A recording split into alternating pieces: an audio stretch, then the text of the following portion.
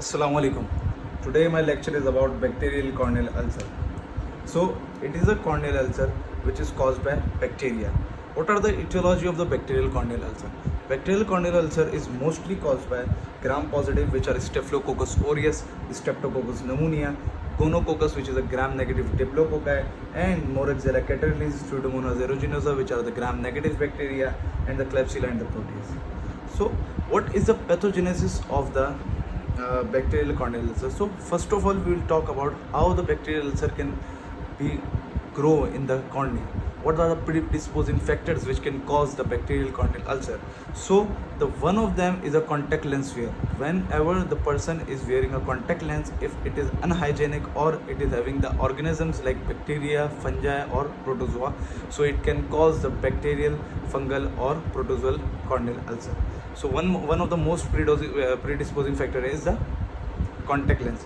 Other is the ocular surface disease, which is means that any other disease which is present in the eye, either bacterial or viral, that can cause bacterial or viral corneal ulcer.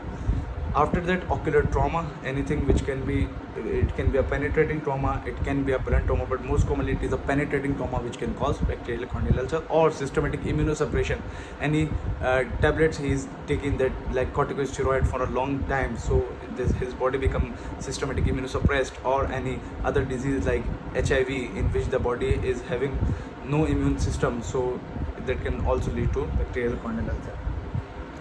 So now we will talk about the pathogenesis. In the pathogenesis,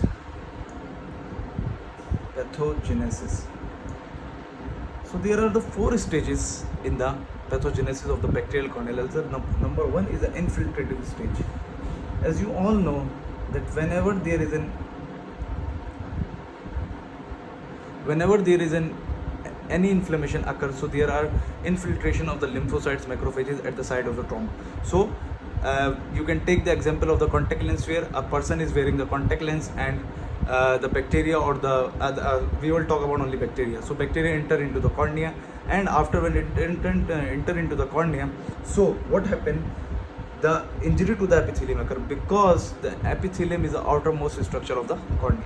Whenever there is an injury into the epithelium of the cornea, so what happens that the polymorph nuclear leukocytes will migrate towards the site of the injury, because of the as a protective mechanism. So the macrophages, the lymphocytes, the neutrophils will become at the site of the injury. So the cornea will look like, when we talk about the histology of the cornea, so this is an epithelium, this is the Bowman's membrane, this is the stroma, this is the Descemet membrane, and the end is the endothelium. So whenever there is a defect like this, so what happens? The polymorph nuclear leukocytes, lymphocytes, macrophages will come to the site of the injury and cause the opacity, which is known as a corneal opacity, which is a yellowish or whitish in color.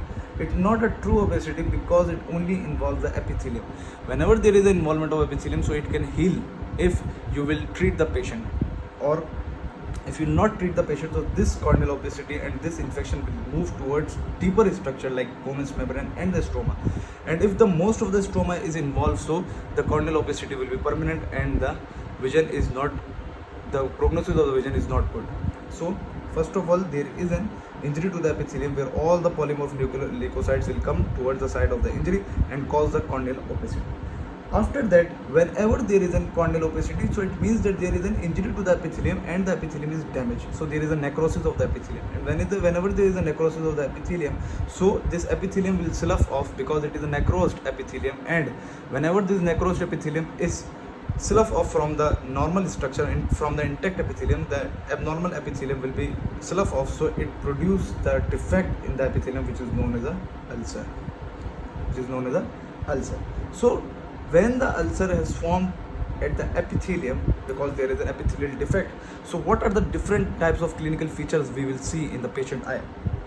There is the reactive hyperemia. Hyperemia means that there is a redness of the conjunctiva, because the limbal vessels and the outer conjunctival vessels will dilate it. After that, there is an anterior uveitis, because whenever there is a structure, there is an exudate formation which appear in the cornea, will come backward towards the iris and the ciliary body, and inflame the iris and the ciliary body and cause anterior uveitis. Blepharospasm, the patient eyelid cannot be open, and there is a pain. There is a too much severe pain in the bacterial corneal ulcer, and there is a photophobia. There is an the patient cannot open his eyes in the light because the eye is very sensitive to light. Eye become very sensitive to light.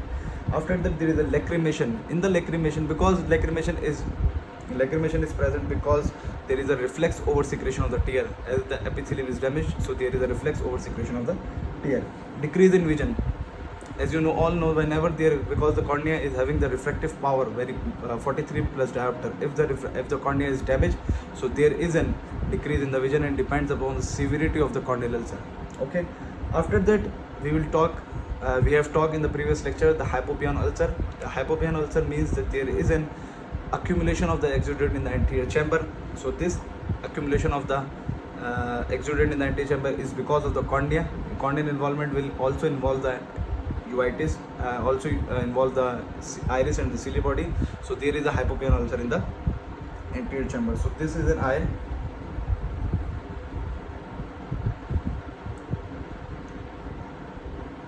This is a cornea. This is a lens. So this is a ciliary body, and this is the iris. So when the involvement of the iris and ciliary body has occurred, so there is an inflammation, and whenever there is an inflammation, so all the exudate formation occur in the anterior chamber and it is known as a hypopion ulcer.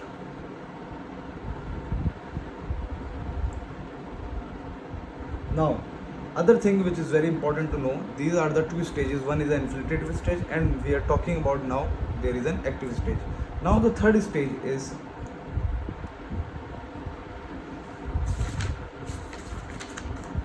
regressive stage.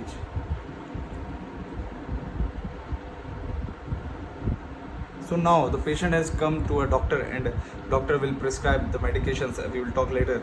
So when the patient use the medications or by the natural host immune response, this inflammation will be resolved by lymphocytes, macrophages, polymorph nucleoleucocytes, and this whole inflammation will be resolved, and there is the only defect in the epithelium will remain and surrounding cornea will be clear. So this is an eye, this is a cornea, only there is an inflammation at this side and whole cornea is clear. It is a clear cornea, and this is an ulcer. And now this ulcer will be healed by cicatrization stage. In this stage, the epithelium which is involved, the side of the cornea which is involved, the epithelium will be grow, and the epithelium can grow in 7 days if the person is healthy. So this epithelium will be grow, and all of the cornea which is involved in the injury will be resolved if only the epithelium is involved.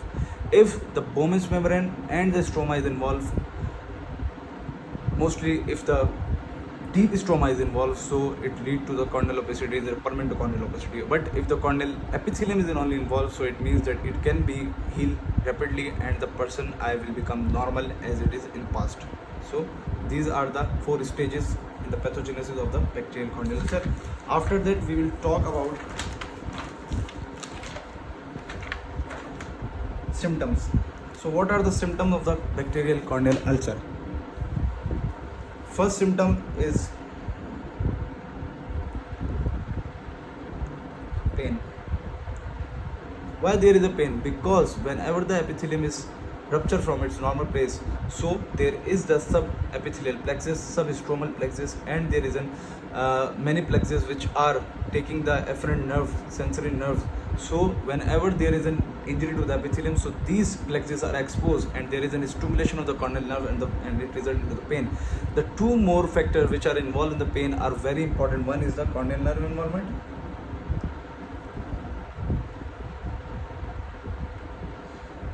Number 2 is the spasm of ciliary body.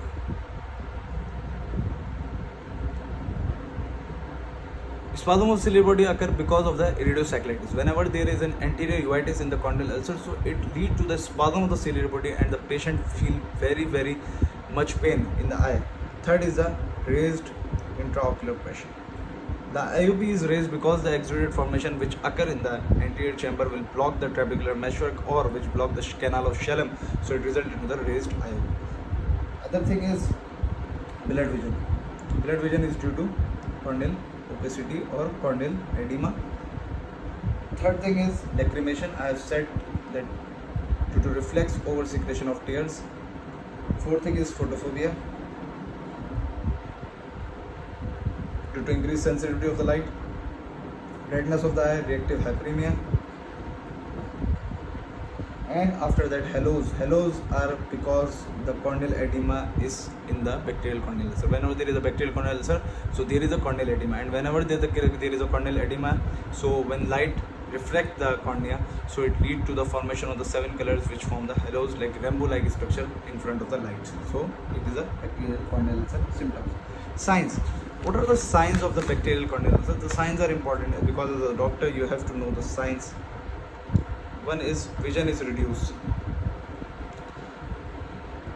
When you say the patient to read in the Snellen chart, so his vision will not be 6/6, his vision can be 6/9, 6/12, 6/18. So vision is reduced, and sometimes if there is an involvement in the pupillary area, so the vision will be 660 or CF.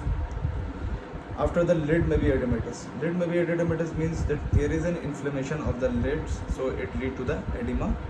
After that, there is a conjunctiva is red. Conjunctiva is red. Limbus shows ciliary congestion.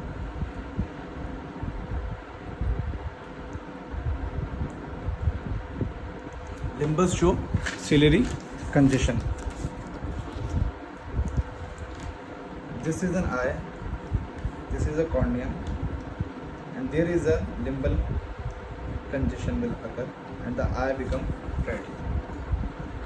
After that we have cornea. What we will see in the cornea, there is an ulcer, and we take the 2% fluorescent stain and we stain the patient eye, so there is an infiltrations of in the epithelium, and we know that there is and we see that there is a corneal ulcer in the cornea, bacterial corneal ulcer. After that, anterior chamber shows hypopyon, a reduced cyclitis you will see, and the intraocular pressure is raised when you take the applanation tonometry, so there is an increased IOP. After that, what are the treatment of the corneal ulcer? So first of all, there is only a treatment to save the eye, is a topically or medical treatment, not a surgical. Surgical treatment is when there is no healing of the cornea due to medical treatment. So first of all, we will do the medical treatment.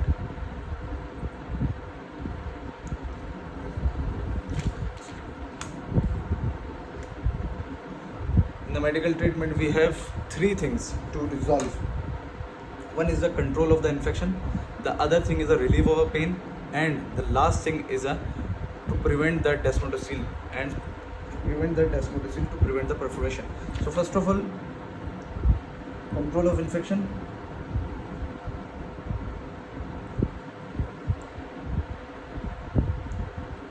We will use antibiotic, a good antibiotic.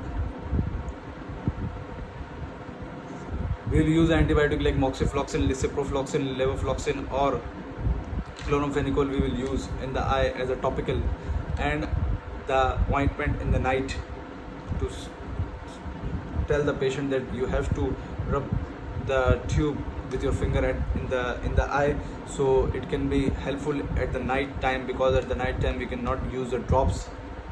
So we will give him the tube at the right time ointment.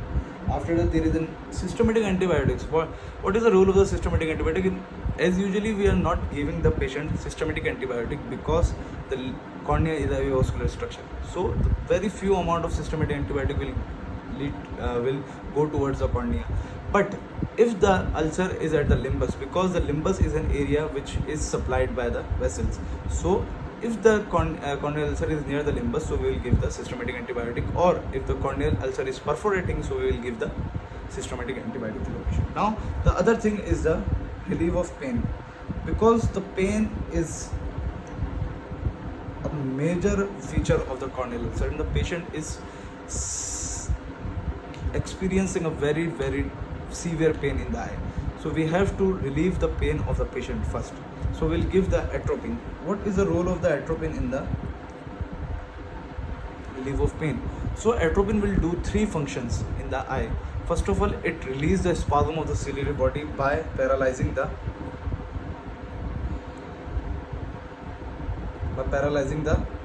ciliary muscles.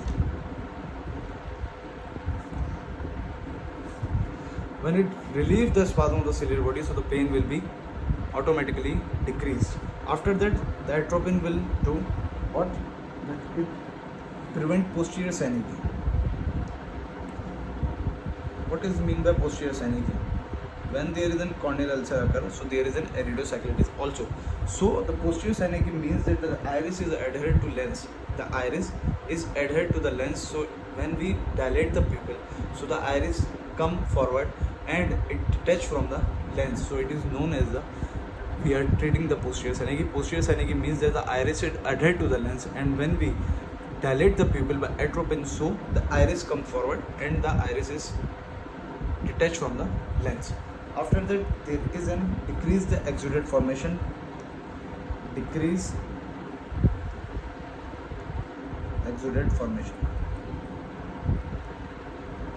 by decreasing capillary permeability. It has also low role in decreasing the capillary permeability, because we have to decrease the capillary permeability, because at the site of inflammation the increased capillary permeability will lead to the influx of the leukocytes, macrophages, so it lead to the inflammation. So we have to decrease the capillary permeability. After that, analgesia we will give analgesia NSAIDs to relieve the pain, and after that the pain is also occurring due to raised intraocular pressure, so we have to decrease the intraocular pressure. So we give the anti-glaucoma drugs like beta blocker, timolol, carbonic anhydrase inhibitors, and other drugs we will give to decrease the intraocular pressure. Now, if the corneal ulcer has involved the epithelium, Bowman's membrane, stroma, and now the descendant membrane is exposed in the corneal surface, so we have to prevent the descemetocele. Descemetocele means the bulging of the descendant membrane from the cornea. So we have to protect the descendant membrane. So what we do for the treatment of the descemetocele, we will give the patient conjunctival flap, we will give the patient pressure bandage to provide the mechanical support, we will give the patient amniotic membrane transplant to prevent from exposure of the cornea, and after that we will, and the last stage is a therapeutic corneal graft, which can be a total or which can be a partial. If we are giving a total corneal graft, so all the layers of the cornea will be removed and the donor cornea will be applied on the recipient eye, and if the partial corneal graft is there, so we give only the 2 or 3 layers of the cornea to the patient. After that, the complications of the corneal ulcers are very dangerous, and the complications are iridocyclitis, secondary glaucoma, descemetocele, outward bulging of the descendant membrane, perforation of the corneal ulcer, so there is an iris prolapse, and many other things which occur due to perforated corneal ulcer.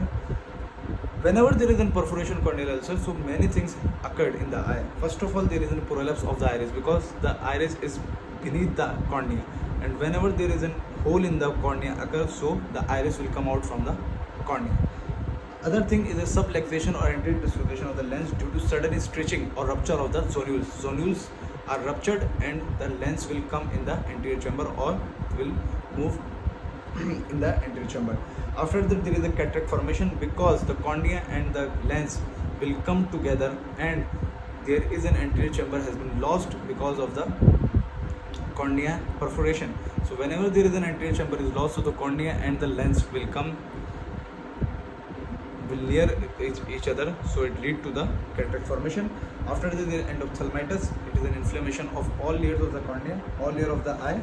After that, there is an intraocular hemorrhage, there is an retinal detachment, there is an anterior synecdoche, there is a corneal fistula. Anterior synecdoche means the cornea is attached to the iris. Cornea is adherent to the iris. So there is an anterior synecdoche, and after that the latest complication is the corneal fistula, which means that there is a hole in the cornea, there is a pathway in the cornea which lead to the blindness of the eye, and the patient is blind. So this all is about corneal ulcer bacterial. Thank you very much.